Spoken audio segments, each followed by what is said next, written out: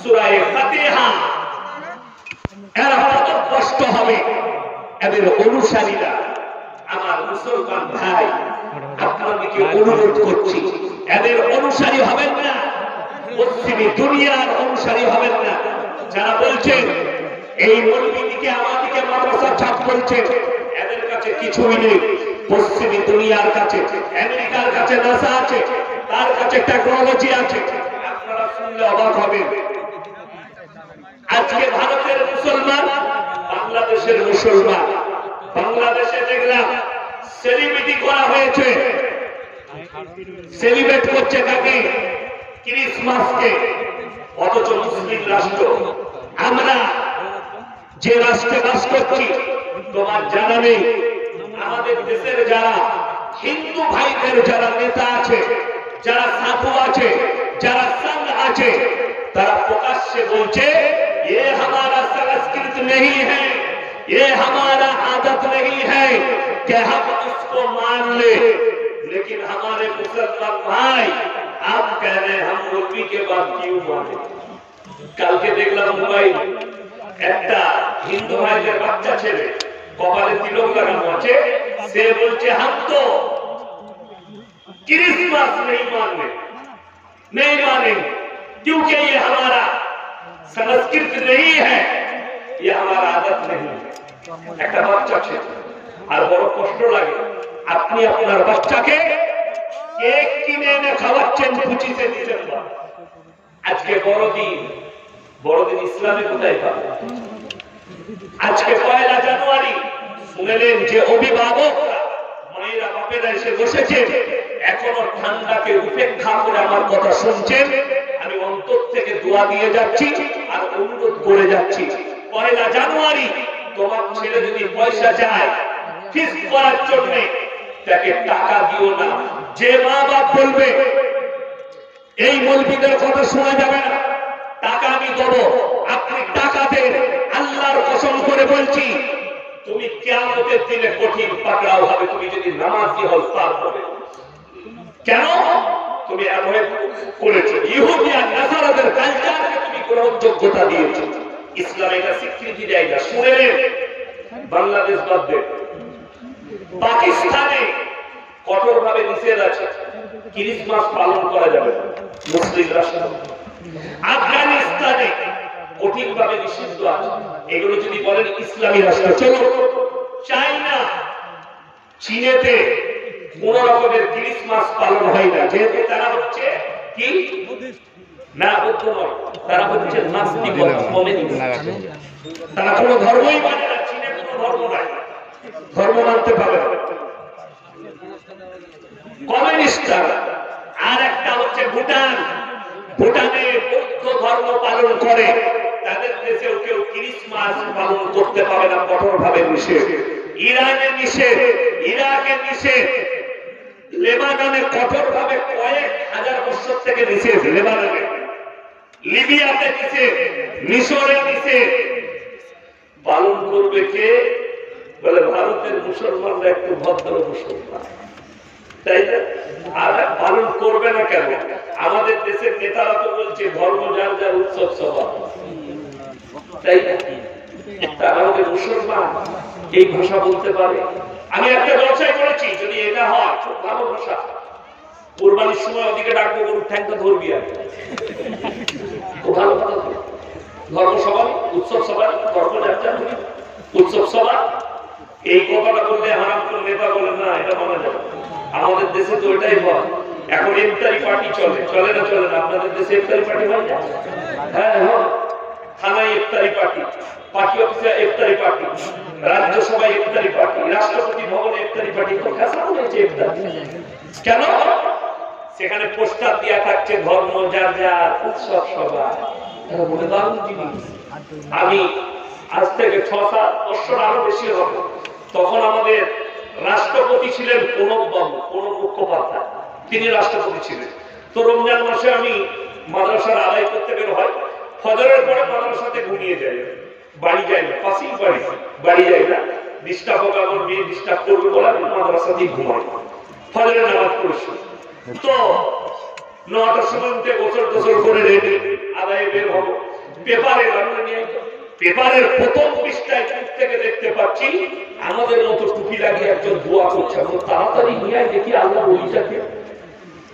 তখন দেখছি তিনি হচ্ছেন শ্রী প্রণব মুখোপাধ্যায়, দোয়া করছে কিসে? রাষ্ট্রপতি ভবনে ইফতারি পার্টি। সেখানে নিচে লেগেছে সাক্ষাৎকার দিয়েছে, রোজা খুব সুন্দর, রোজার দ্বারা আত্মার শান্তি পাওয়া যায়, ইসলাম শান্তির ধর্ম, তাহলে কলমা করতে দোষের কোথায়? কথাটা বুঝতে পারেন? যদি কোন ভাষা এটা হয় কলমা করতে অসুবিধা কোথায়? ইসলাম যদি শান্তির ধর্ম হয়, রোজার দ্বারা যদি আত্মার শান্তি পাওয়া যায়, কিন্তু এটা তো কথা নয়। কথাটা কি? কোরআন খুলে সূরা বাকারা, ওয়াইদা লাকুল্লাযীনা আমানু ক্বালু আমান্না ওয়াইদা খালাউ ইলা শায়াতিনিহিম ক্বালু ইন্না মাকুম ইন্নামা নাহনু মুস্তাহজিউন। হে আমার নবী বলো, বেঈমান কাফেররা মুনাফিকরা নবীজির দস্তরখানে বসে তারা বলে আমরা আল্লাহকে ভালোবাসি, আল্লাহকে পছন্দ করি। হে নবী বলে দাও যে তারা কিন্তু পেছনে গিয়ে কি বলে? আমরা তো শুধু মজাক করতে গিয়েছিলাম। আল্লাহ কোরআনে উত্তর দিলেন, হে নবী বলে দাও আল্লাহু ইস্তাহজিউ বিহিম ওয়া ইয়ামুদ্দুহুম ফি তুগয়ানিহিম ইয়ামাহুন। তারা আমার সঙ্গে মজাক করেনি, আমি আল্লাহ মজাক করেছি, আমি আল্লাহ তাদেরকে ঈমান দান করিনি। জোরে বলুন সুবহানাল্লাহ। তাদেরকে ঈমান দিইনি। ওই জন্য আমার মুসলমান ভাই, এরা কখনোই সত্য নয়। ধর্ম যার যার উৎসব সবার, এই ভাষাটা সত্য নয়। আমি আপনাদেরকে অনুরোধ করছি যে আপনারা দিচ্ছেন ঠিক আছে, আমার শুনেলেন, আপনারা একটা কথা ভালো করে মাথায় গেঁথে দেন। কমিটি থেকে আপনারা এতগুলো মানুষ এসছেন রায়গঞ্জের, আপনার দিনাজপুরে, আমি বর্ধমানের মানুষ। আমার বিনা অনুমতিতে যদি কেউ ভিডিও ছাড়ে, এই কাগজগুলো জমা দিচ্ছে, এগুলো সব এসপি অফিসে বর্ধমানে জমা করবে। যদি ছাড়ে, তার নামে কেস হলে সে জেলে গেলে আমাকে আপনারা দায়ী করবেন না। বুঝতে পারলেন না? পারলেন না? সাক্ষী থাকছেন তো? সাক্ষী থাকবেন। কারণ যদি জেল জরিমানা হয়, আপনারা বলবেন না যে মোল্লা আপনি একটা মুসলিম ছেলেকে অ্যারেস্ট করে দিলেন, এটাতে আমি দায়ী নই। এরা নিজেরা দায়ী থাকবে, আমার বিনা অনুমতিতে রেকর্ডিং করবে। যতগুলো কাগজ জমা নিচ্ছে, এরাও কালকে ছাড়তে পাবে না। আমি কাগজ জমা দেবো, তারপরে দুদিন পরে ছাড়তে পারবো। বলে দিই কেন? এক একটা স্টেটে দুটো করে মোবাইল টাঙায়, দুটো করে এলাকা, দুটো করে মোবাইল টাঙায়। একটা লুকোনো চ্যানেল রেখেছে, এত বড় নেমো খারামি করেছে কিছু ইউটিউবার, সেটাতে আমাদের সঙ্গে নোংরা মেয়ের ফটো দিচ্ছে। কি বুঝলে? একটা খারাপ লোকের, আমি আপনাদেরকে একদম সত্য বলছি, 24 পরগনার একটা মিডিয়া আমার কাছে একদম সরকার থেকে ফটোটা পাঠাইছে, একদম দিল্লি থেকে। কি আছে? ইয়াসিন হুজুরের সঙ্গে মোদিজির স্ত্রীর দেখা। কত বড় নোংরা ভাষায়! তিনি আমাদের রাষ্ট্রপ্রধান।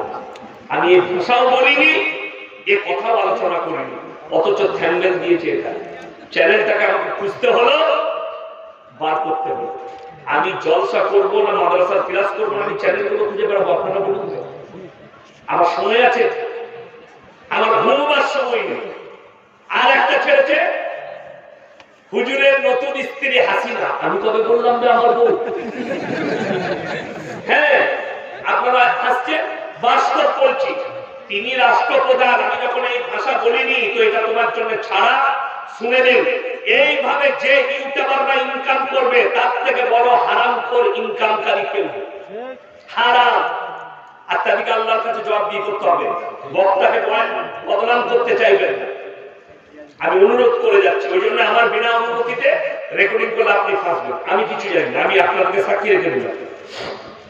চলুন, পৃথিবীর কোন রাষ্ট্রে, মুসলিম রাষ্ট্রগুলো অনেক আছে যেখানে পালন হয় না।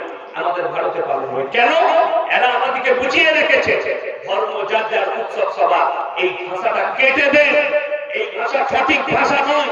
এটা ইসলাম বিরোধী, রাসূল বিরোধী, কোরআন আর হাদিস বিরোধী ভাষা। তার মানে আপনাদের কি মনে হচ্ছে আমি রায়গঞ্জে এসেছি? আমাদের এলাকায়, শুধু আপনাদের এলাকায় হিন্দু মুসলিম আছে, আমার বর্ধমানে নেই? চলুন, আমার বাজারে নেই, আমার গ্রামে নেই, আমার এলাকায় নেই, আপনারা গিয়ে আমার থানায় জিজ্ঞেস করবেন। থানার নাম বলছি থানা। ইয়াসিন সাহেব কেমন মানুষ, হিন্দু মুসলিমের সঙ্গে আমার ব্যবহার কেমন, আমি তাদের সঙ্গে কি ব্যবহার করি, আমি এই যে ভাষাটা বলতে যাচ্ছি এটা কোনো ইউটিউবার ছাড়বে না, কিন্তু কেটে দিবে। যারা রেকর্ডিং করছে এই ভাষা কেটে দিবে।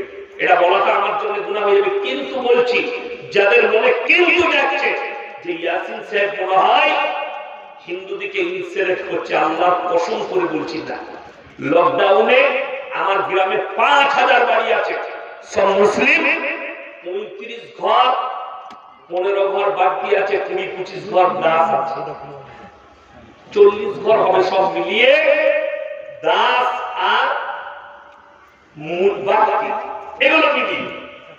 লকডাউনে আমার কোন ভালোবাসার লোক অনেক খাবার পাঠিয়েছিল, এটা গরিব দিকে বেঁধে দেবে, লড়ি করে আমার কাছে এসেছে। তো আমি সর্বপ্রথম লিস্ট করিয়েছি আমার ম্যানেজারকে দিয়ে, ওই দাসদের আর বাপদের, ওদের সব থেকে বেশি অভাব চলছে, ওরা খেতে খায় লোকের কাছে। এদের লিস্টটা আগে করো, এদের বাড়িতে আগে পৌঁছাও। আমার মনে বিদ্বেষ থাকলে তো পৌঁছানো কেন? আমি হচ্ছি রাসূল সাল্লাল্লাহু আলাইহি সাল্লামের হাদিসের অনুসারী, আর তুমি হচ্ছ শয়তানের অনুসারী। আমার নবীজি সাল্লাল্লাহু আলাইহি সাল্লাম বলেছেন, তুমি দেখো তোমার বাড়ির পাশে কে আছে, সে হিন্দু হোক, দলিত হোক, আদিবাসী হোক, ক্ষুধার্ত হলে খাবার দাও, বস্ত্রহীন হলে বস্ত্র দাও, বিপদে পড়লে পাশে দাঁড়াও। তার মানে এটা নয় যে তার বাড়িতে পুজোর অনুষ্ঠান হবে আর ইয়াসিন যোগ দিতে যাবে, এটার মানেটাই তা নয়। শুনে নেবে, কোরআনে আছে লা ইলাহা ইল্লাল্লাহ ওয়া লা ইলাহা ইল্লাল্লাহ, তোমরা দুটো নৌকায় পা দিও না। আমাদের দেশের কিছু লোক দু নৌকায় পা দিয়ে আছে, ওই দিকটাও বা এই দিকটাও বা। কিয়ামতের দিনে যদি ঠাকুরের দিকটা ঠিক যায় তো ওই মালে ঢুকবো, আর এই দিকটা গেলে এই দিকে, মানে দুটো দরজা খুলে রাখছে। দু নৌকায় যারা পা দিবে সে মাল 100% মারা যাবে। আল্লাহ কোরআনে নিষেধ করবে দুটো নৌকায় পা দিও না। নদীর উপরে যদি নৌকা থাকে, কেউ যদি বলে যে এটা ডুববে না এটা ডুববে জানি না, তো এক কাজ করি, ওই নৌকায় একটা পা, এই নৌকায় একটা পা, কে আগে মরবে? সে মাথা যাবে না যাবে না? খালি যদি নৌকাটা সরে যায় তো 100% ডুবে মরবে। ওই জন্য কোরআনে আল্লাহ বললেন দু নৌকায় পা রেখো না। আমার উপরে বিশ্বাস, আমি সবাই আনবেন, জোরে বলুন ইনশাআল্লাহ। এরপর আপনাদেরকে আলোচনায় নিয়ে যাব ইমানদার কারা, হিদায়াতের উপরে কারা আছে, মুমিন কারা, এদের শুনে নেবেন একটা একটা। ইমানদার কারা? আমাদের দেশের অনেক লোক আছে 3 দিন নামাজ পড়ে চায়ের দোকানে বলবে আমার মতো নামাজি একটাও নয়, কিন্তু সব থেকে গোলমাল ওই মালটা। হ্যাঁ, যে বলে ভাই আমার মতো ভালো লোক নেই, সেই লোকটা বেশি গোলমাল। আপনাকে বলতে হবে না, আপনার ব্যবহার, আপনার আখলাক, আপনার চরিত্র সবকিছু দেখে পাড়ার লোক বলবে যে চাচা খুব ভালো লোক, চাচা দারুণ নামাজি, চাচা দারুণ ভদ্র। তোমাকে নিজে বলতে হবে কেন? তোমাকে বলার দরকার নেই তো। চলুন কোরআন পড়ে সূরা বাকারা, আলিফ লাম মিম, যালিকাল কিতাবু লা রাইবা ফীহি হুদাল লিল মুত্তাকিন আল্লাযীনা ইউমিনুনা বিল গায়বি ওয়া ইউকিমুনাস সালাহ ওয়া মিম্মা রাযাকনাহুম ইউনফিকুন ওয়াল্লাযীনা ইউমিনুনা বিমা উনজিলা ইলাইকা ওয়া মা উনজিলা মিন ক্বাবলিক ওয়া বিল আখিরাতি হুম ইউকিনুন। আলিফ লাম মিম, আলিফ লাম মিম রা, তাসিন তাসিন মিম ইয়াসিন কাফ হা আইন সাদ। কোরআনে যতগুলো এরকম হরফ আছে এগুলোর নাম হচ্ছে হরফে মুকাদ্দার। এর মানেটাই আল্লাহ ছাড়া পৃথিবীর কেউ জানে না। কিয়ামতের দিনে আমি আল্লাহ রাব্বুল আলামিন আমার বান্দাদের সামনে বর্ণনা করব। তারপর আল্লাহ বললেন যালিকাল কিতাবু লা রাইবা ফীহি, আমার এই কোরআনে বিন্দু মাত্র সন্দেহ নেই। আচ্ছা, কোরআন শুধু মুসলমানরা পড়ে না, মুসলিম ভাইরাও পড়ে, অমুসলিমরাও পড়ে। কে কে পড়েছে? হরেন নরেন বগেনটা অনেক দূরের কথা। কে কে কোরআন পড়েছে শুনেলেন? কবিগুরু রবীন্দ্রনাথ ঠাকুর কোরআন পড়েছেন, ঈশ্বরচন্দ্র বিদ্যাসাগর কোরআন পড়েছেন, আইনস্টাইন কোরআন পড়েছেন, রামকৃষ্ণ কোরআন পড়েছে, রাজা রামমোহন রায় কোরআন পড়েছে, স্যার আইজাক নিউটন কোরআন পড়েছে। আল্লাহর কসম করে বলছি, তাদের কোরআন পড়া আর একজন মূর্খ মুসল্লির কোরআন পড়া আল্লাহর কাছে আসমান আর জমিনের ফারাক আছে। তারা কোরআন পড়েছে জানার জন্য, মানার জন্য নয়। আর একজন ইমানদার কোরআন পড়ে, আল্লাহ তুমি যা বলেছো সত্য বলেছো, যেটা দিয়েছো উপদেশ দিয়েছো, এই ঈমান এনে, তাই দুজনের মধ্যে বহুত ফারাক আছে। সবাই কোরআন সত্য কিতাব এটা বিশ্বাস করবে, যারা বলুন ইনশাআল্লাহ। এর মধ্যে বিন্দু মাত্র সন্দেহ নেই। হুদাল লিল মুত্তাকিন, যারা মুত্তাকি হবে তাদের জন্য আমার কোরআনে হিদায়াতে ভরা আছে, উপদেশে ভরা আছে। সবাই বিশ্বাস করবে, যারা বলুন ইনশাআল্লাহ। এরপর আল্লাহ বলেন, হে নবী বলে দাও, আমার পাঁচটা কথার উপরে যারা আমল করবে, বিশ্বাস আনবে, তারাই একমাত্র হিদায়াতের পথে আসবে, তারাই একমাত্র কামিয়াব হবে। এক নম্বর, আল্লাযীনা ইউমিনুনা বিল গায়ব, না দেখে আল্লাহকে বিশ্বাসের নাম হচ্ছে ঈমান। এখন বর্তমান কতগুলো ফিতনা এসেছে বলি আপনার সামনে। আমি আজকে গাড়িতে আস্তে আস্তে দেখছিলাম, 10:30টায় গাড়ি ছেড়েছি খানা খেয়ে মাদ্রাসাতে। গাড়িতে দেখছিলাম কি একটা জিনিস দেখবেন, এখন মোবাইলে আসছে, ফেসবুকে পাবেন, ইউটিউবে পাবে, ইউসুফ নবীর ঘটনা। একটা সুন্দর যুবককে ইউসুফ নবী বানিয়েছে, একটা মেয়েকে জুলাইখা বানিয়েছে, বাদশার বিবি একজনকে বাদশা বানিয়েছে। দেখেছেন না? দেখেছেন? এইটা যারা দেখবেন তাদের ঈমান নষ্ট হবে। আচ্ছা, ইউসুফ নবীকে আমরা কেউ দেখেছি? দেখেন। জুলাইখাকে কেউ দেখেছে? দেখেন। এই দেহ ব্যবসায়ী মেয়েটাকে জুলাইখা বানিয়ে দিল, এই দেহ ব্যবসায়ী ছেলেটাকে আপিসটাকে বানিয়ে দিল ইউসুফ নবী। ইউসুফ নবী এদের মতো অপবিত্র ছিল না, পতিতালয়ে জন্ম নিয়েছিল। এই সিরিজ করে যারা দেখবে তাদের ঈমান কমজোর। আর এটা দেখে বিশ্বাসের নাম ঈমান নয়, না দেখে আল্লাহকে বিশ্বাসের নাম হচ্ছে ঈমান। সুবহানাল্লাহ। আচ্ছা, আপনারা কেউ আল্লাহকে দেখেছেন? এখানে বলুন, দেখেননি? দেখার ইচ্ছা আছে না? সকলে ধরে বলুন ইনশাআল্লাহ।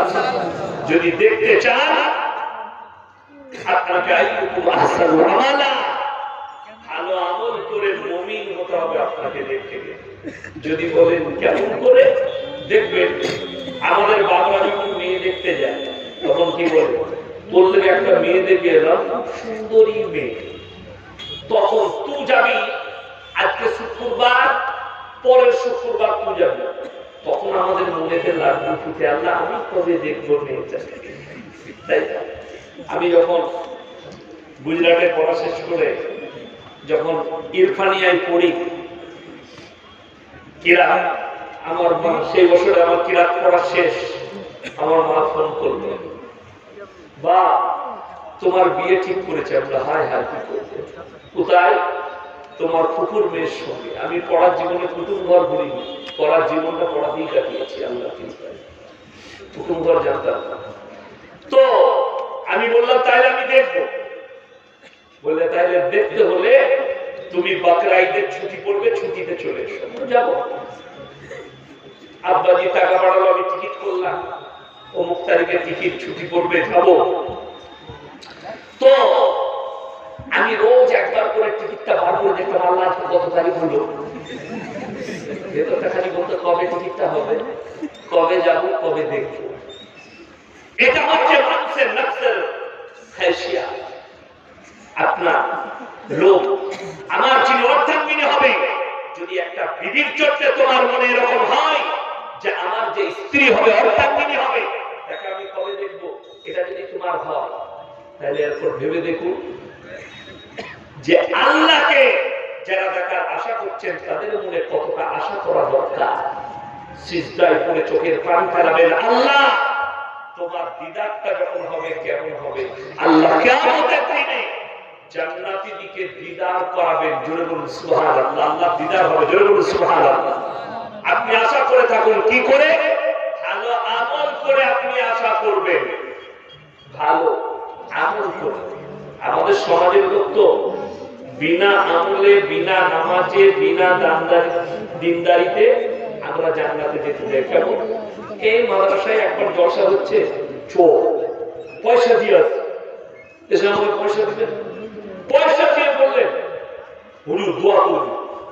আমি দোয়া করলাম, আল্লাহ আল্লাহর রাস্তায় 100 টাকা দিয়েছে, আল্লাহ তুমি জান্নাতুল ফিরদৌস দান করো, অথচ মালটা সকাল থেকেই মদ খাবে। বড় কষ্টের বিষয়, তুমি টাকা দিয়ে জান্নাত হইবে। যেমন বলি, আমি কালকে মোবাইলে দেখছিলাম যে একজন কোন হুজুর আমাদের দেশের পশ্চিম বাংলা, তিনি গিয়েছেন উমরা করতে, মদিনায় আছে, সেখানে পোস্ট করেছে, আমার যারা ভক্ত আছে তারা আমাকে দরুদ শরীফ পড়ে পাঠাও, নবীর কবরে সালাম পাঠাও, আমি পৌঁছে দেব। আল্লাহ, এ তো কন্ট্রাক্টর, আমি তো কন্ট্রাক্টর নয়। আর অথচ আপনি দরুদ পাঠ করো, ফেরেশতারা নবীজি কাছে পৌঁছেছে, এটা হাদিস। কিন্তু বড় কষ্টের বিষয়, এখন কন্ট্রাক্টর লাগছে। আমাকে একজন ফোন করে গাড়ি দিচ্ছে, শওকতের ব্যাটা, আমার বাপ কি করলে বাপ, আমি না হলে দোষ করেছি, কি হয়েছে বলো? বলে তুমি ছাদে চাপো কি দিয়ে? আমি তো আমার বাড়িতে দোতলায় চাপি সিঁড়ি দিয়ে, আপনারা কি দিয়ে চাপেন? সিঁড়ি দিয়ে। তো সে বলছে সিঁড়ি দিয়ে দোতলায় চাপো, আর আল্লাহকে পেতে গেলে মধ্যখানে একটা মাল লাগবে, তুমি জানো না? আমরা এটা দামি করবো, আমি যে বাড়িতে লিফট আছে সে কি করবো? সুইচ মারবো, উপর দিয়ে চলে যাবে। তো আমার বাড়িতে যদি লিফট থাকে তো আমি ডাইরেক্ট আল্লাহকে পাবো। কথা বুঝতে পারেন? আমার আমল যদি ঠিক থাকে আমি ডাইরেক্ট আল্লাহকে পাবো। একজন বলছে, আচ্ছা তাহলে আপনি গাছে চাপলে কি দিয়ে চাপেন? আমি গাছে তো ডালপালা দিয়ে চাপা হয়, তাহলে গাছে চাপলে যখন ডালপালা লাগে, ওরে মূর্খই আসি, তখন আল্লাহকে পেতে গেলে ওরকম একটা পিঠ ওই পিঠ ওই পিঠ করে তবে যাওয়া যায়। আমি যদি ডাব গাছে চাপি, ডাব গাছে ডাল লাগে? ডাল লাগে না। মানুষকে বুঝতে হবে, আজকে আপনার আমল নাই, নামাজ নাই, রোজা নাই, দিনদারি নাই, তার কারণ আপনি ভেবেছেন মৌলবীকে পয়সা দিয়ে আমি জান্নাত কামিয়ে দেব। আল্লাহর হাবিব সাল্লাল্লাহু আলাইহি ওয়াসাল্লাম নিজের চাচাকে কলমা পড়াতে পারে, চাচার জন্য দোয়া চেয়েছেন, আল্লাহ যতদিন না তুমি নিষেধ করছো আমি আমার চাচার জন্য ক্ষমা চাই। আল্লাহ নিষেধ করে দিলেন, মা কানা লিন নবী ওয়াল্লাযীনা আমানু আইয়াস্তাগফিরু লিল মুশরিকিন ওয়ালাউ কানু উলি কুরবা। আমার মুসলমান ভাই, আল্লাহ নিষেধ করলেন, হে নবী এবং যারা মুমিন আছে তারা শোনো, যারা মুশরিক হয়ে মারা গেছে তাদের জন্য দোয়া চাইতে পাবে না, যদিও তারা তোমাদের নিকটতম আত্মীয় হয়। তোমার বেটা মদের ভাটিতে জীবন কাটিয়েছে, গাঁজার ভাটিতে জীবন কাটিয়েছে, তুমি মৌলবীকে পয়সা দিয়ে আর দাওয়া করে খাইয়ে জান্নাত পাঠাতে পারবে না। আল্লাহ বিরোধী যদি হয়, রাসূল বিরোধী হয়, আল্লাহকে দোয়া চাওয়ার কোন রাস্তা, এটা ইসলাম। এটাই আপনাকে বুঝতে হবে। আমার মুসলমান ভাই, আমি অনুরোধ করে যাচ্ছি, 1 নম্বর, আল্লাহকে না দেখে সবাই বিশ্বাস করবো, জোরে বলুন ইনশাআল্লাহ, না দেখে বিশ্বাস। 2 নম্বর, ওয়ায়ুকিমুনাস সালাহ, এবং তারা যেন পাঁচগানা নামাজ আদায় করে। আমার নবী বিশ্ব নবী বললেন, যার নামাজ নাই তার ইসলাম নাই। যারা বেনামাজি বসে আছেন তারা লিখে নিয়ে যান, তার মধ্যে ইসলাম নাই। নামাজ সবাই হাত তুলে বলুন, সবাই নামাজ পড়বো আজ থেকে, জোরে বলুন ইনশাআল্লাহ। আমার জীবনে মায়েরা ভাইয়েরা শুনেন, হজর থেকে আর নামাজ কাজা করবেন না, যা করেছেন করেছেন হজর থেকে। আমার মুসলমান ভাই, নামাজ, নামাজটা কেমন? হাতিয়া আল্লাহ কোরআনে বলেন, ইন্নাস সালাতা তানহা আনিল ফাহশাই ওয়াল মুনকার। নিশ্চয় নামাজ এমন একটা ইবাদত, আমি আল্লাহ রাব্বুল আলামিন নামাজকে এমন একটা হাতিয়ার করে দিয়েছি, তোমরা কান খুলে শোনো, খারাপ কাজ থেকে অ্যাভয়েড করে নামাজ তোমাদেরকে ভালো কাজের দিকে নিয়ে যায়। জোরে বলুন সুবহানাল্লাহ। আপনি নামাজ কেন পড়বেন না? আমাদের সমাজের অনেক লোক বলে, বলি সাহেব নামাজ পড়বো কি করে? আমাদের গায়ের লোক তো চুরিও করে, নামাজ পড়বে বলে না। আমাদের গ্রামের লোক ব্যভিচার করে, নামাজ পড়বে। সমাজের অবস্থাটা বলে দিই, শোনে নামাজি কখনো চোর নয়, চোর নামাজি সেজে যায়। নামাজি কখনো ব্যভিচারী হয় না, ব্যভিচারী নামাজি সেজে যায়। আপনি তাকে দেখে চলছেন, আপনি চলবেন আপনার চলার পথ আল্লাহ এবং আল্লাহ রাসূল সাল্লাল্লাহু আলাইহি সাল্লাম যে আদর্শ দিয়েছেন সেটা। ইয়াসিন আপনার চলার পথ নয়, আমি আপনার চলার পথ নয়। চলার পথ হবে আল্লাহ এবং আল্লাহ রাসূল সাল্লাল্লাহু আলাইহি সাল্লামের হাদিস আর কোরআন আদর্শ, এটাই হবে চলার পথ। আপনি তাকে চলার পথ ভাবছেন যে সে মদ খায় বলে আমি মদ খাবো, সে যদি গু খায় তো তুমি গু খাবে, এ তো পাগল ছাগলের কথা। কষ্টের বিষয় আজকে বলে যেমন এই ইউসুফ নবীর কথা বলছিলাম, আরে যারা বিচারক আছে আমাদের সমাজে নেতারা, তাদেরকে বিচার শিখতে গেলে মৌলবীদের পাশে শিখতে হবে। যদি মুসলিম হও এই উলামাদের কাছে এসে শিখতে হবে। আমাদের এলাকায় একটা বিচার হচ্ছে, কি বুঝলে? কিসের বিচার? একজন রাতের বেলায় ধরা পড়েছে একজনের ঘরে, কি বুঝলে? দিয়ে বলে বিচার কর। বিচার করেছে, কি বিচার? আমাকে সকালবেলা একজন ফোন করলে, বললে তার 1,20,000 টাকা জরিমানা হচ্ছে। কিসের? বলে রাতের বেলায় ওর ঘরে ঢুকেছে। সব থেকে আশ্চর্যের বিষয়, অন্যায় বিচারটা কোথায় শুনে রে? সবসময় আমাদের সমাজে অ্যাক্সিডেন্ট হলে কোন গাড়ির দোষ হয়? বড় গাড়ি। ঠিক বললাম? এটার কারণে যতগুলো ন্যাশনাল হাইওয়ে আছে, এনএইচ আছে, সব জায়গায় ক্যামেরা লাগাচ্ছে সরকার। কেন? আপনি লরির তলায় ঢুকে গেলেন, দোষ লরিওয়ালা। আপনি গিয়ে 4 চাকার সামনে ভিড়ি দিলেন, দোষ 4 চাকাওয়ালা। তো সব সময় বড় গাড়ির দোষ হয়, মেয়ে ছেলের দোষ হয় না। ছেলের মেয়ের ঘরে সারা রাত ঢুকে আছে, যখন ভোরের বেলায় সবাই উঠে গেছে, ধরে ফেলেছে, সারা রাত ঢুকেছিল, যখন ধরা পড়েছে তখন কাঁদছে। তুই যখন প্রথম ঢুকলো দিয়াল টপকে, তখন চিল্লাবি না? তখন তো মজা ছিল, চিল্লাবে। লোকে জেনে গেছে, এখন সম্মান বাঁচাতে হবে। ইউসুফ নবীর সেম কেস ঘটেছিল, সেম কেস। ওয়ালাকাদ হাম্মাত বিহি ওয়া হাম্মা বিহা লাউলা আররা বুরহানা রাব্বি। ইউসুফ নবী আল্লাহ নাফস দিয়েছে, কিছুক্ষণের জন্য বেঁকে গিয়েছে। ইউসুফ নবী বললেন, ক্বালা মাআযাল্লাহ ইন্নাহু রাব্বি আহসানা মাসওয়ায়া ইন্নাহু লা ইউহিব্বুয যালিমিন। আমাকে আল্লাহ কোন থেকে তুলে বাদশার ঘরে লালিত পালিত করেছে, আমি কেমন করে জুলুম করতে পারি? যেমনি দরজায় হাত লাগালেন, দরজা খুলে গেল, সামনে বাদশা, মধ্যখানে ইউসুফ নবী, পেছনে বাদশার বিবি বেবস্ত্র অবস্থায়। যেমনি স্বামীকে দেখেছে, ইউসুফ নবী দোষ চেপে গেল। ও তো আল্লাহ নিজের কুদরতে ইউসুফ নবীকে নির্দোষ প্রমাণ করাবে। আমার মতো মৌলবি যদি, আমার সঙ্গে যদি এরকম ঘটে, আমি কি করে পারবো? বিচার করবে। মেয়ের ঘরে যদি ছেলে ধরা পড়ে, বিচার হবে মেয়ের, ছেলের বিচার হবে। রাস্তায় ধর্ষণ হলে ছেলের বিচার হবে।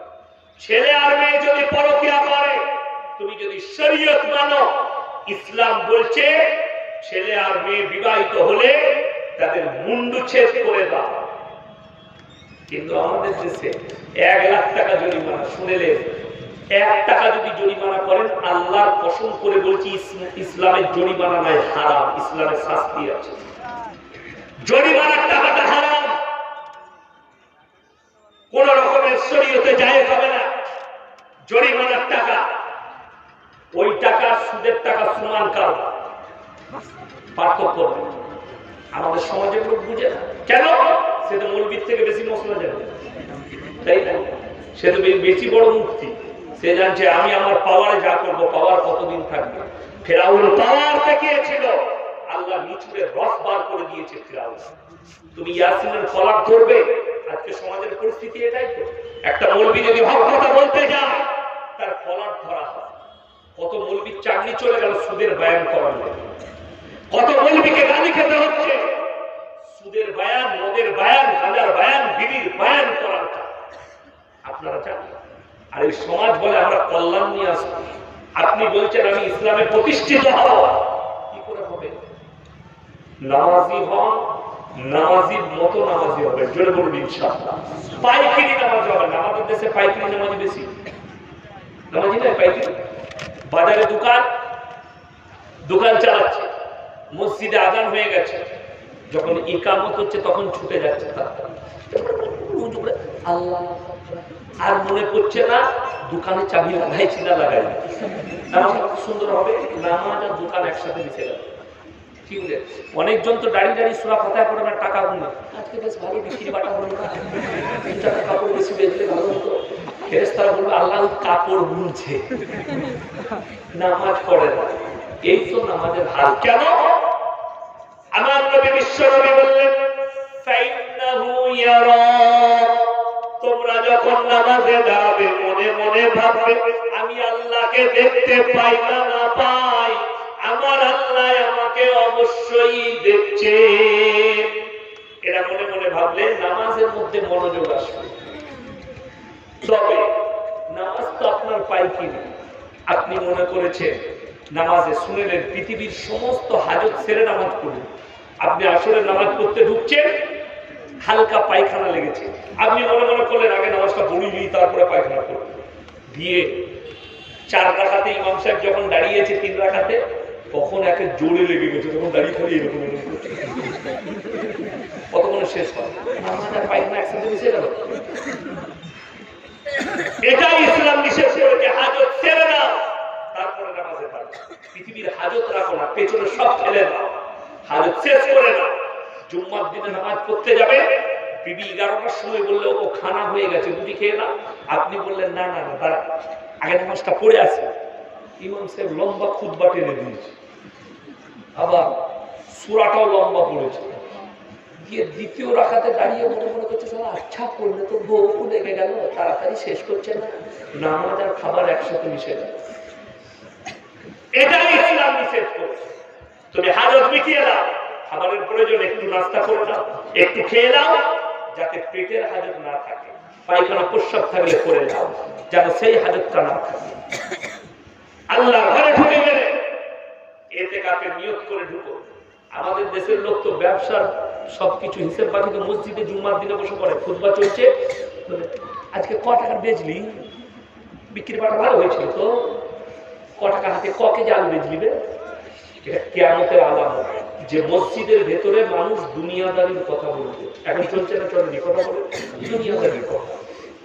আমি এটাই বুঝাচ্ছি, যদি বলেন মসজিদ কি, যারা মক্কা মদিনা গেছেন তাদেরকে জিজ্ঞেস করুন, সেখানে লোককে ডাক দিতে হয় না, ডাক দিতে হয় আজান শেষ, সব লোক দোকান পড়ে আছে, ছেড়ে ছেড়ে দোকান খোলাই আছে, তারা চলে যাচ্ছে, সব উনি করে মসজিদে ঢুকে নামাজ আদায় করবে। কেন?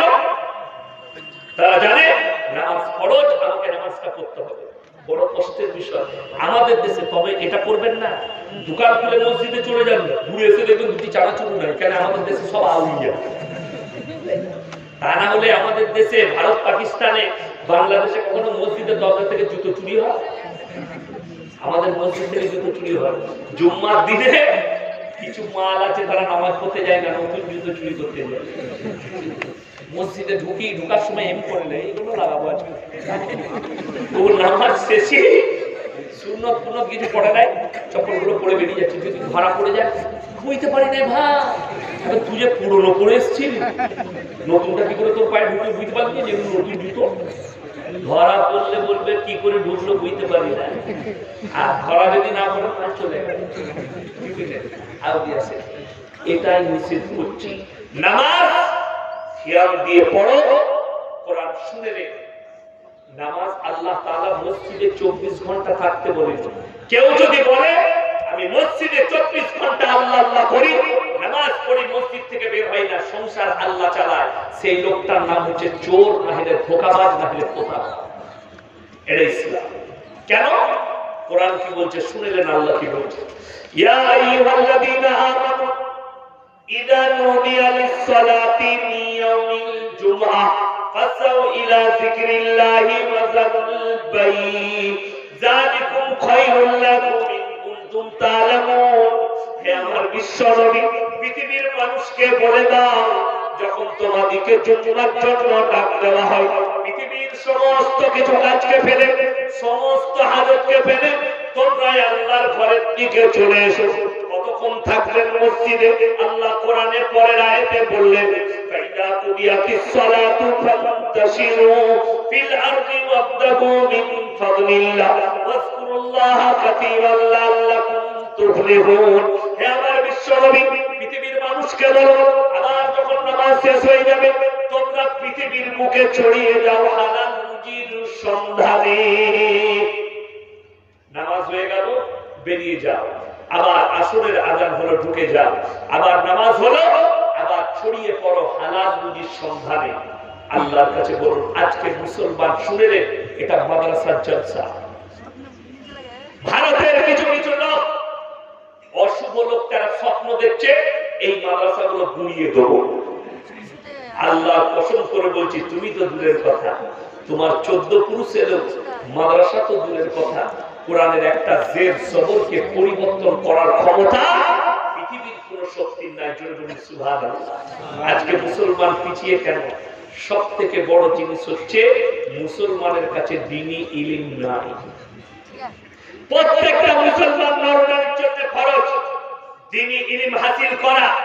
আজকে আমি বলে দিই, এখানে কয়েক হাজার লোক, কয়েক হাজার মাহফিল বসে আছে, এর মধ্যে 1000 লোক থাকলে 990টা লোক তাদের মধ্যে কি নাই? দ্বীনি ইলম নেই। হারাম হালালের বিচার জানে না, দ্বীন আর বাতিলের বিচার জানে না।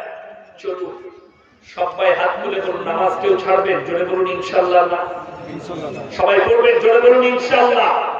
নামাজ কেউ ছাড়বেন না। তৃতীয় নম্বরটা শুনে, ওয়ায়ুকিমুনাস সালাহ, এবং তারা জানো আমি যে রিজক দান করেছি সেখান থেকে ব্যয় করবে। এটা কোরআন। আমি যে রিজক দান করেছি সেখান থেকে তারা যেন ব্যয় করে।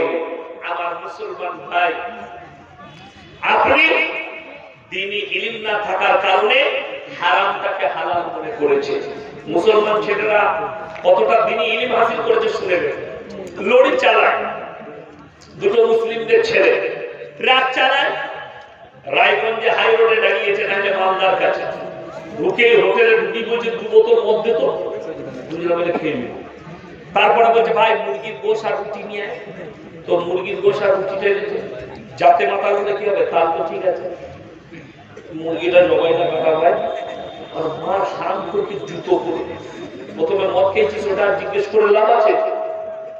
মুসলমানের জন্য শুনে নেন, আপনি যদি দোয়া কবুল করাতে চান আল্লাহর কাছে, সর্বপ্রথম শর্ত হচ্ছে আপনাকে হালাল খাবার খেতে হবে, হালাল রুজি, তবে দোয়া কবুল হবে। তা না হলে আপনার ইবাদতও কবুল হবে না, দোয়াও কবুল হবে না। যদি হারাম খান, মুসলমানরা তো হারাম হালালটাই চিনতে পারে না। আপনি যদি হোটেলে যান, রায়গঞ্জে বাজারে যান, যদি কোনো রেস্টুরেন্টে খেতে যান, কি জিজ্ঞেস করবেন? দাদা মুরগিটা জবাই না কাটা করতে হবে না? হবে না?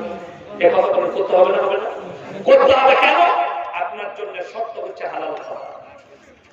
আপনি এটা বুঝে গেলেন যে আমাকে জবাই করা মাংস খেতে হবে, হালাল খেতে হবে। সকালবেলায় উঠে ইয়াসিন ভাইয়ের বয়ান শুনলে বাজারে গেছে, না রে ইয়াসিন ভাই বলে গেছে তো জবাই করা মাংস খেতে আমাকে 1.5 কিলো, কিন্তু টাকাটা আবার সুদে, সেই একই মাল দাঁড়িয়ে গেল। কথা বুঝতে পেরেছেন না? টাকাটা সুদে, একই মাল দাঁড়িয়ে গেল। কোরআন বলছে ওয়াহাল্লাল্লাহুল বাইয়া ওয়া হারামার রিবা। আমার আল্লাহ বক্রতা রাখেননি, আমার আল্লাহ স্পষ্ট করেছেন ব্যবসাকে হালাল করেছি, সুদকে হারাম করেছি। আল্লাহ বলেছেন কোরআন, সুদ হারাম, ব্যবসা হারাম। কেউ যদি 1 টাকা সুদ খায়, নিজের মায়ের সঙ্গে 36 বার ব্যভিচার করার সমান গুনাহ হবে। নাউযুবিল্লাহ। যারা করেন, যারা খান, তারা ইস্তেগফার করে যাবে, তারা হলে আল্লাহর কাছে হিসাব দিতে পারবেন না, আল্লাহর কাছে দাঁড়াতে পারবেন না, কিয়ামতের দিনে জান্নাতের খুশবু পর্যন্ত পাবেন না। তৃতীয় নম্বর গেল। চতুর্থ নম্বর, ওয়াল্লাযীনা ইউমিনুনা বিমা উনজিলা ইলাইকা ওয়া মা উনজিলা মিন ক্বাবলিক হে আমার নবী বলে দাও, আর যতগুলো নবী পয়গম্বর পাঠিয়েছি এদের উপরে এরা যেন দৃঢ় বিশ্বাস রাখে। লাস্ট হচ্ছে ওয়াবিল আখিরাতি হুম ইউকিনুন, এবং পরকালের উপরে এরা যেন দৃঢ় বিশ্বাস রাখে। প্রশ্নের উত্তর হবে না। ওয়াবিল আখিরাতি হুম ইউকিনুন, এরা যেন পরকালের উপরে দৃঢ় বিশ্বাস রাখে। তাহলে কি হবে? আল্লাহ কোরআনে বলেন উলাইকা আলা হুদাম মির রাব্বিহিম, তারাই একমাত্র হিদায়াতের উপরে আছে। ওয়া উলাইকা হুমুল মুফলিহুন, আর তারাই একমাত্র কামিয়াব হবে। পরের আয়াতে আল্লাহ ডেঞ্জার কথা বললেন। যারা ভাবছেন না যে মরনার কথায় মানুষ হিদায়াত পেয়ে যাবে, ভুল কথা। আপনার যদি মনে হয় এই মৌলবীকে দাওয়াত দিলে মানুষ হিদায়াত পাবে, এই মৌলবীকে দাওয়াত দিলে মানুষ জান্নাতে যাবে, এটা ভুল বুঝা হচ্ছে আপনার। কোরআন শুনেলে সূরা বাকারা ২য় পৃষ্ঠা ২য় নম্বর আয়াত আল্লাহ নিজে উচ্চারণ করলেন। হে নবী শোনো, ইন্নাল্লাযীনা কাফারু সাওয়াউন আলাইহিম আনজারতাহুম আম লাম তুনজিরহুম লা ইউমিনুন। এটা কোরআন। হে নবী পৃথিবীর মানুষকে বলে দাও, তুমি যত কোরআন শোনাবে শোনাও, যত বুঝাবে বুঝাও, কিন্তু যারা মানার নয় তারা কখনো মেনে নিবে না।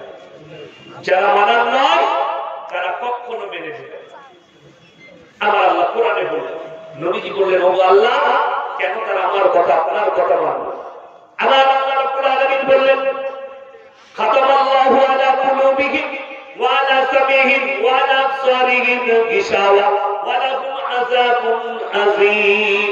হে আমার নবী, খাতামাল্লাহু আলা কুলুবিহিম, কুলুব মানে হচ্ছে হৃদয়টা, তাদের হৃদয়েতে তালা মারা গেছে।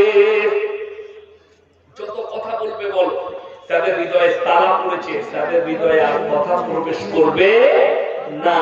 ওয়ালা সামিহিম, তাদের কানেতে মোহর মারা গেছে, যত বলবে বলো তাদের কানে প্রবেশ করবে না। ওয়ালা আবসারিহিম গিশাওয়া, তাদের চোখেতে পর্দা পড়েছে, লজ্জা শরমের মাথা খেয়েছে, তারা কখনো দিনের পথে ফিরবে না। ওয়ালাহুম আযাবুন আযীম, তাদেরকে বলে দাও তাদের জন্য কঠোর শাস্তি রাখা আছে। আমার মুসলমান ভাই লিখে নিয়ে যান, ৮ পারা প্রথম পৃষ্ঠা, এর থেকেও ডেঞ্জার আয়াত, আপনার চোখ দিয়ে পানি আসবে। যারা ভাবছেন এই মানুষগুলো কেন হিদায়াত প্রাপ্ত নয়, এরা কেন ফিরছে না, তারা শুনে যান ৮ পারা প্রথম পৃষ্ঠা প্রথম আয়াত, ওয়ালাউ আন্নানা নাযালনা ইলাইহিমুল মালায়েকা ওয়া কাল্লামাহুমুল মাউতা ওয়া হাশারনা আলাইহিম কুল্লা শাইইন কুবুলা মা কানু লিউমিনু ইল্লা আন ইয়াশা আল্লাহ ওয়ালাকিন্না আকতারহুম ইয়াজহালুন। হে আমার নবী, পৃথিবীর মানুষকে বলে দাও তারা যেন কান খুলে শুনে নেয়, যারা মারা গেছে। ওয়ালাউ আন্নানা নাযালনা ইলাইহিমুল মালায়েকা, মালায়েকা মানে হচ্ছে ফেরেশতা, আমি যদি আসমান থেকে ফেরেশতা পাঠাই এদের কাছে, তোমরা যাও আর বুঝাও আল্লাহ কঠিন আযাব রেখেছে। ওয়া কাল্লামাহুমুল মাউতা, আর তোমাদের পূর্বপুরুষ যারা মারা গেছে, কবরে চলে গেছে, তারা যদি কবর থেকে উঠে আসে আর তোমাদেরকে যদি বলে আল্লাহ কবরে কঠিন আযাব রেখেছে, কঠিন শাস্তি রেখেছে, তোমরা এই কাজ থেকে বেরিয়েছে আল্লাহর পথে এসো, আল্লাহ কোরআনে বললেন তারপরও যে নেমো খারাপরা মানার নয় তারা কখনো মেনে নিবে না। চোখের পানি ফেলা ফেরেশতা যদি আসে, যারা মারা গেছে তারা যদি কবর থেকে উঠে আসে, তারপরও যারা মানার নয় তারা কখনো মেনে নিবে না। ওই জন্য আল্লাহ তাআলা অপর জায়গায় মুমিনদের কথা বলেছেন, মুমিনদের গুণাবলী বলেছেন। কাদাবলাল মুমিনু, হে নবী মুমিন কারা? আল্লাযীনা হুম ফি সালাতিহিম খাশিউন।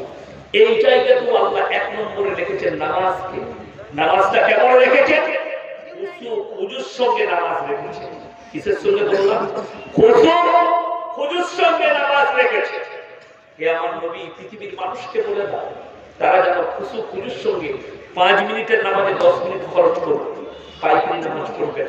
আল্লাহ এখানে বললেন আমাদের দেশে তো তারাবি যা চলে ও ফেরেশতারাই, আমি কিছু বলবো, তারা থাক থাক থাক। ইমামের তসবিহ পড়ে রুকুতে চলে গেছে, তসবিহ থেকে উঠে সিজদায় চলে গেল, তখন মুক্তাদিদের একবারও তসবিহ হয় কেন? ধীর স্থিরতা।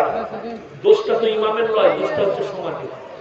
মনি সাহেব ও 10-12 মিনিটে শেষ হবে না, আমি আমাকে যদি দেখ আমি 4 মিনিটে শেষ করব। আরে মালিক আল্লাহ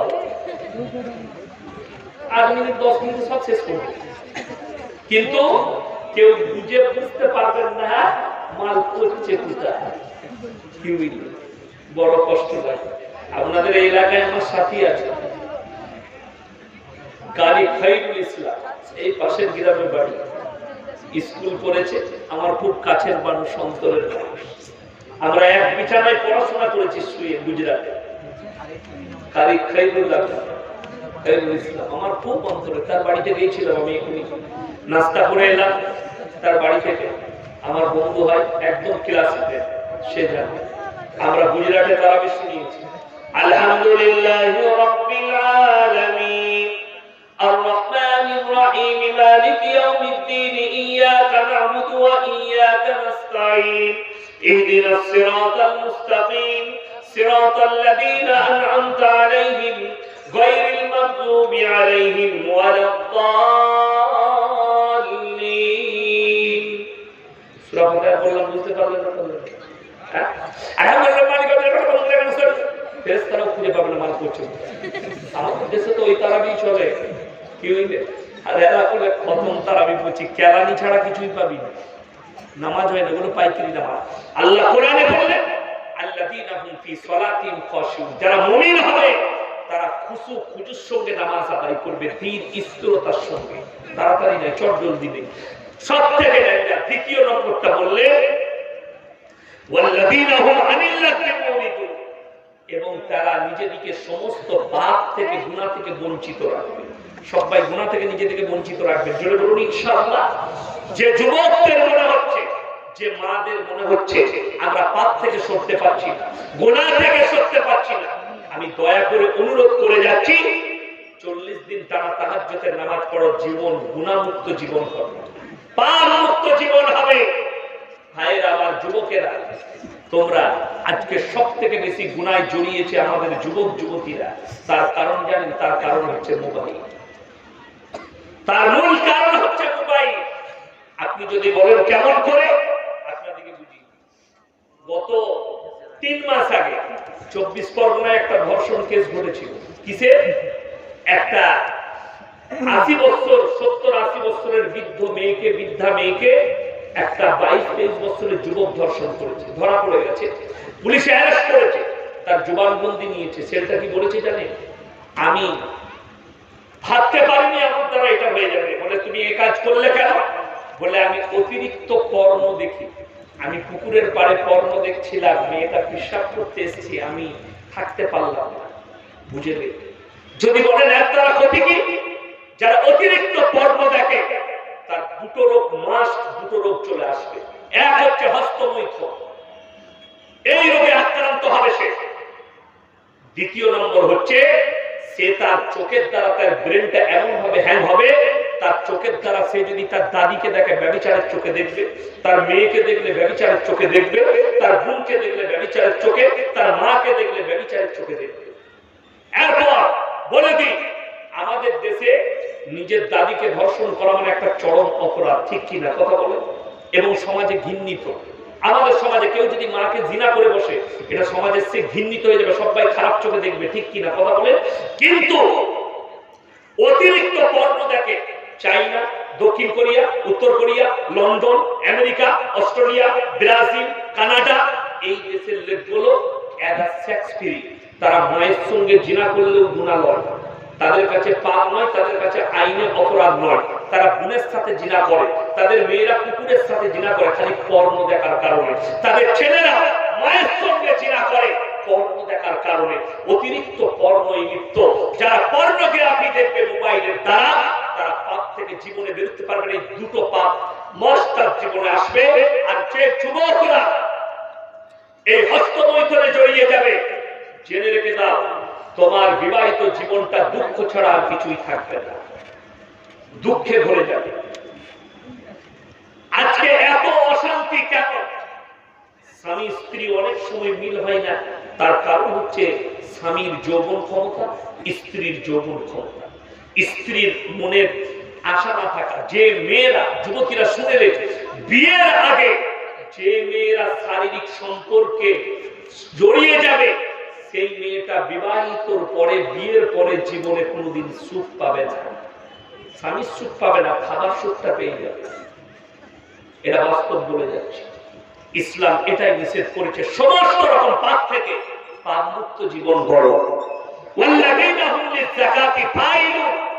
এবং তোমাদের যাকাত খরচ হলে তোমরা যথাযথভাবে যাকাত তোমরা আদায় করো।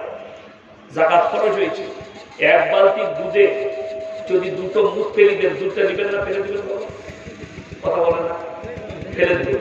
এরপর বলি, যারা ভাবছেন আমরা মাদ্রাসার তালিম, আমরা মৌলবীরা দান, সদকা, ফিতরা, যাকাতের পয়সা খেয়ে আমরা মৌলবী হয়েছি, ঠিক কি না? কথা বলো। আজকে কষ্ট এটা, আপনি যাকাত খরচ হয়েছে, যাকাত দেন না, কাগজ থাকে তা লিখে নিয়ে যান। আপনি যদি 50 বার হজ করেন, তারপরও আপনি বড় লোক হয়ে যাকাতের পয়সা খাচ্ছেন, নিজেকে যদি মুমিন মনে করেন, নিজেকে মুসলমান ভাবেন, তাহলে আপনি যাকাতের মাল খাচ্ছেন। আপনারা অবাক হবেন, আমি রমজান মাসে কলকাতার মিটিয়াপুরজে আদায় করি, হাওড়ায় থাকি। একদিন হাওড়া, একদিন মিটিয়াপুর, একদিন মেদিনীপুর, একদিন বহরমপুর। হাওড়ায় একজন হাজি সাহেব আছে, আমাকে ব্যাটা ব্যাটা করে, হাজি সাহানুল ইস্তাখা। তিনি আমার খুব অন্তরের মানুষ। তিনার দীঘায় দুখানা হোটেল আছে, হোটেল হব কটেজ আর রাজা হলিডে ইন, এই দুটো হোটেল আছে। আমি পূর্ব মেদিনীপুরে জলসা হলে আমি ওনার হোটেলে রাত্রে থাকি, আবার জলসা করি, পরপর দুটো তিনটে জলসা থাকলে ওই দীঘায় হোটেল থাকে। হাজি সাহেবের রুম আলাদা, সেখানে নামাজ পড়ার ব্যবস্থা আছে, পাশে মাদ্রাসা আছে, মসজিদ আছে। তো তিনি একদিনে 700 মাদ্রাসাকে পয়সা দেয়, এরকম বড় ব্যাগে 2.5 থেকে 3 কোটি টাকা নিয়ে বসে। আমাদের দেশের লোক অনেকজন, আমার বর্তমানের লোকরা গল্প মনে করবে, কিন্তু সাথে গেলে তবে বুঝতে পারবে আল্লাহ এত বরকত দিয়েছে। যাকাত দিলে মালের কমি হয় না, দান করলে মালের কমি হয় না, আল্লাহ বরকত দেয়। আর যে পয়সাটা যাকাতের পয়সা, এটা তো তোমার বাপের নয়, এটা গরিব এতিম মিসকিনের, তাদের হক, তুমি মেরে খাচ্ছ না দিলে। এটা মিটিয়াপুরের মানুষদের কাছে শিখবে। আমি তো দোয়া করি, আল্লাহ হাওড়া মিটিয়াপুরের যতগুলো কাপড় ব্যবসায়ী আছে, যতগুলো দানি আছে, যাকাত দেয়, আল্লাহ তুমি তাদের কারবার বরকত দাও, মালেতে বরকত দাও। কেন? তারা যাকাতটা হিসেব করে দেয়। মিটিয়াপুরে একজন আছে বখতিয়ার ভাই, বড় শেখ, আমাকে সাথে করে ঘোরায়, অমুকের কাছে চলুন, অমুকের কাছে। তিনি আমাকে দাড়ি থেকে 4 লাখ 5 লাখ টাকা আদায় করেন, বখতিয়ার ভাই। সেদিন আমি মিটিয়াপুরে প্রোগ্রাম করলাম, মিটিয়াপুরে সব থেকে বড় আহলে হাদিস মসজিদ। আমি খালি এলান করেছি, আমার খুতবা হলো, বসলাম, কিচ্ছু বলতে হয়, ওইখানে বসে 1 লাখ টাকা আদায় করেছি। কেন? মানুষ জানা আমাকে যাকাত দিতে হবে, যাকাত নিয়ে এসে দিচ্ছি। এরপরে চলুন, ওয়াল্লাযীনা হুম লিফুরুজিহিম হাফিজুন, এটা আরো মারাত্মক। সেই সমস্ত লোকরা মুমিন যারা নিজেদের লজ্জা স্থানের রক্ষণাবেক্ষণ করে। সবাই করবেন, জোরে বলুন ইনশাআল্লাহ। আল্লাহ লজ্জা স্থান দিয়েছে, আপনি এটার যদি রক্ষণাবেক্ষণ করেন, আপনার থেকে বড় মুমিন কেউ নেই। যুবকরা শোনো, যুবতীরা, তোমাদের যে লজ্জা স্থান, এটা যুবকরা তোমাদের স্ত্রীর জন্য ওটা আমানত। আর নারীরা, আমার মায়েরা, বোনেরা, তোমার ইজ্জতটা হচ্ছে তোমার স্বামীর আমানত। তাদের জন্য রাখো, যে তোমার স্বামী হবে, যে তোমার অর্ধাঙ্গিনী হবে, হে যুবক, তার জন্য তোমার যৌবন আল্লাহ দিয়েছে। আল্লাহ ইচ্ছা করলে যৌবন কেড়ে নিতে পারে। একটা হিজড়ে মানুষকে দেখে দেখো, আল্লাহ তাকে দিয়েছে তোমাকে বুঝাবার জন্য যে আমি তোমাকে যৌবন দান করেছি, এটা হারাম জায়গায় খরচ করো না। কোরআনে নিষেধ আছে, ওয়ালা তাকরাবুজ জিনা ইন্নাহু কানা ফাহিশা ওয়া সাআ সাবিলা। হে নবী বলে দাও, ব্যভিচার করা তো দূরের কথা, যে রাস্তায় ব্যভিচার হয় সে রাস্তার ধারে পাশে তোমরা যাতায়াত করো না। আমার ভাই সবাই বলুন নিজেদেরকে হেফাজত করবে, জোরে বলুন ইনশাআল্লাহ। এরপর বলি, আপনারা এতক্ষণ অনেক টাকা দিয়েছে, অনেক জনের মনে মনে হয় আমি মাদ্রাসায় দান করব, কি হবে দান করবে। আমি বলে যাচ্ছি, তিনটে জায়গায় টাকা খরচ করুন। আমার আল্লাহ বলে তিনজন যদি হাত পাতে, ওয়া আতিনাল কুরবা হাক্কাহু ওয়াল মিসকিন ওয়া ইবনাস সাবিল ওয়া লা তুবাদ্দিল তাবদীরা। এই তিনজন যদি তোমাদের কাছে হাত পাতে, তোমরা তোমাদের হাতকে ফিরিও না। এক নম্বর হচ্ছে কাছের গরিব, দ্বিতীয় নম্বর এতিম আর মিসকিন। এই মাদ্রাসায় এতিম মিসকিন থাকে না, থাকে না? কথা বলেন, আরে কথা বলেন জোরে। থাকে, এতিম আর মিসকিনরা আছে। ওয়া ইবনাস সাবিল ওয়া লা তুবাদ্দিল তাবদীরা। এবং তৃতীয় নম্বর হচ্ছে মুসাফির। আমার আগে মন্না বলে গেলেন না যে আমার জন্য ইয়াসিন আসছে মুসাফির। আজকে সবাই সব থেকে বড় মুসাফির আমি। 400 কিলোমিটার রাস্তা অতিক্রম করেছি, 378 না কত হলো আমার বাড়ি থেকে। আমি হচ্ছে মুসাফির। এই তিনটে লোক তোমাদের কাছে হাত পাতলে তোমরা হাতকে ফিরিও না। এই তিনজনের দোয়াকে আল্লাহ কবুল করে নেয়। জোরে বলুন সুবহানাল্লাহ। আল্লাহ মাল করবেন কখন? ইন্নাল মুবাদ্দিরিনা কানু ইখওয়ানাশ শায়াতিন ওয়া কানা আশ-শাইতানু লিরাব্বিহি কাফুরা। হে আমার নবী বলে দাও, আমি মালগুলো কেড়ে নিই তখন যখন তারা অপব্যয় করে। অপব্যয়কারী হচ্ছে শয়তানের ভাই। এটা কোরআন। শয়তান জাহান্নামী, তার ভাই যারা হবে তারা জান্নাতে যাবে না। অপব্যয় কাকে বলে? আপনার টাকাটা আপনি ব্যভিচারে খরচ করছেন, মদেতে, গাঁজাতে, নেশাতে, আপনার গান বাজনায়, লটারিতে, জুয়াতে, হারাম কাজে, ইসলাম বিরোধী কাজে খরচ করছেন। এটা নাম হচ্ছে অপব্যয়। তারা শয়তানের ভাই। আমার মুসলমান ভাই সবাই বলুন, কোরআন কপার কপার 30 পার। এই মাদ্রাসায় কম বেশি 200 ছাত্র আছে, আছে না? 200। আমি আপনাদের কাছে কিছুই চাইবো না। এত বড় মানুষ মাগুন আছে, 500 করে টাকা 30 জন ভাই কোরআন শরীফের জন্য কে কে দিবেন? একটা করে 500 করে টাকা কোরআন শরীফের জন্য। 30টা কোরআন শরীফ চাই আমি, লোগো তাড়াতাড়ি উঠে আসে। 500 করে টাকা জাকির আগচ্ছিত সম্পদ। কিয়ামতের দিনে মানুষ কাঁদবে। আমি যদি আরো কিছু বেশি দান করতাম আমার জন্য মঙ্গল হতো। আমার ভাই তাড়াতাড়ি আসে। 500 করে টাকা বলেছে কোরআনের জন্য। কোরআন হচ্ছে সবচেয়ে রাজপূর্ণ কিতাব। মাদ্রাসার তালিম ইলম কোরআন পড়বে, বাপের জন্য, মায়ের জন্য অনেক দিয়েছে। আবার লাস্টে আমি 30টা কোরআন শরীফের পয়সা আপনাদের কাছ থেকে চাই। তাড়াতাড়ি উঠে আসেন। 30 জন ভাই মাত্র 500 করে বলেছি। একটু দিয়ে যান আল্লাহর ওয়াস্তে, পরকালের জন্য, মরণের পরের জন্য। আমি চলে যাব দুনিয়া থেকে, আমার কি হবে? আমার ভাই কেউ চলে যাবেন না, আগে দিয়ে যান। যদি না হয় 100, 200, 50 দিয়ে যান। মাশাআল্লাহ, একজন ভাই 1000 দেবে, অনেক 2000 আছে। মাশাআল্লাহ, একজন ভাই 2000 টাকা দিয়েছে, আর একজন ভাই 2000 দিয়েছে। মাশাআল্লাহ, আর একজন ভাই 500। আচ্ছা, একজন মা কেতা দিয়েছে। আমার ভাই মাশাআল্লাহ, আসুন মাশাআল্লাহ। আর একটা কোরআন মজিদ এদিকে দুটো হলো, মাশাআল্লাহ। 3টে হলো, 4টা হলো, 5টা হলো। ভাই আপনারা 100, 200, 50 দিয়ে যাবেন। 6টা হলো, তাড়াতাড়ি আসুন ভাই। 100, 200, 50 দিয়ে যাবেন। 7টা, মাশাআল্লাহ, 7টা হলো। আর কে আছেন ভাই? 100, 200, 50, 10 পিস দিয়ে যাবেন। এক বস্তা সিমেন্ট বাংলায় নেবে। আল্লাহ আপনার আব্বা মাকে জান্নাতি করুক। আমার ভাই আর কে আছেন? 7টা হয়েছে, মাশাআল্লাহ। 8টা, জাযাকাল্লাহ, জাযাকাল্লাহ। মায়েদের মধ্যে থেকে আমি বলবো কে আছেন? 100, 200, 50, 500। 9টা হলো, মাশাআল্লাহ, মাশাআল্লাহ। 10টা হলো, 11টা, মাশাআল্লাহ। কি আছে? 12টা, মাশাআল্লাহ। আর কে আছেন ভাই? 12টা হয়েছে, মাশাআল্লাহ। তাড়াতাড়ি আসুন ভাই। 12টা হয়েছে। আর 3 জন ভাই দেন 500 করে, 15টা কমপক্ষে করে। 3 জন ভাই। আর কে আছেন? আমার মায়েরা, বোনেরা, আপনাদেরকে অনুরোধ করছি, যারা মায়েদের মধ্যে আছেন 100 200 মাশাআল্লাহ একজন বাবু 100 টাকা দিয়েছেন আমার ভাই আর তিনজন ভাই কে গা মাশাআল্লাহ জাযাকাল্লাহ এই দেখুন 13টা হয়ে গেল 12টা হলো আর কে আছেন ভাই মাশাআল্লাহ আর একজন ভাই 100 টাকা দিয়েছেন আর ধরবে হয়নি তো জাযাকাল্লাহ মাশাআল্লাহ